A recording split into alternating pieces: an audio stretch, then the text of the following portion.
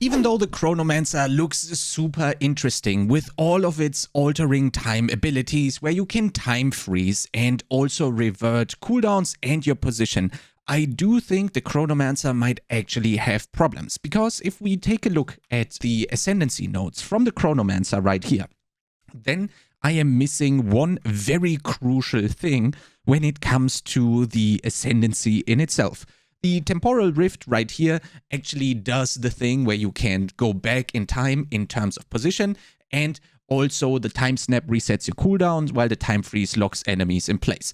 If we take a look at the Ascendancy tree right here, we can see that the Temporal Rift is right here, the Time Freeze is right here, and the Unbound Encore is actually right here. So there is not that much damage present on the outer sides of the hourglass. If we're taking a look at, for example, other ascendancies like the Blood Mage, for example, where you have an inbuilt gigantic damage scaler with Gore Spike very early on in your progression right here, that can probably be even further optimized, you can start to see what I'm trying to hint at. If we take a look at the Acolyte of Chayula, you also have gain 1 damage as extra chaos damage per 20 unreserved darkness, while you are also stacking even more darkness by leveling up. So there is an inbuilt scaling mechanic when it comes to damage. If we take a look at Ranger, it's the same thing. You get fire and additional projectile, which is additional damage. You get additional damage with the Invoker, with the Gemling Legionnaire is also a little bit special, but I wanted to show the Witch Hunter, for example. It is very clear how much damage you can deal, especially in an AoE scenario with the Zealous Inquisition, or, for example, in a single target scenario with the Witchbane right here, as well as the Decimating Strike. So there is a clear difference in terms of utility versus damage when looking at the Chronomancer. Of course, again, take this with a grain of salt. We currently do not know what these middle nodes are. But if they are really damaged, then you need to spend the points in here anyway to begin with, which then takes more points away from the outer side of the hourglass. So let's say this is good damage and these 4 are good damage. Then you are already only left with 2 ascendancy points that can go here, and you only get the Temporal Rift. You wouldn't even have access to the Time Snap, or the Time Freeze, making the fantasy of the Chronomancer not a real thing, because, well, it's very cool to freeze enemies in time. It doesn't necessarily help you in terms of damage. Neither does the Temporal Rift, for example. So if you want damage, you kinda are forced to go into Time Snap to reset your gigantic cooldowns, leaving you with 4 points left to spend, which are then somewhere here in the middle, locking you fully out of the Temporal Rift and the Time Freeze in the first place. So you can't really mix and match all of the cool stuff that is here on the outer sides, because it's not going to support any kind of damage for the Chronomancer. I think very early on, when literally no one has a clue on how to actually build a character, do damage, and also survive, it is not only going to further handicap you if you play an Ascendancy like the Chronomancer. Same applies kind of to Gemling Legionnaire, in my opinion, but there is obviously a lot more stuff in the later stages of our knowledge or of our progression as a community,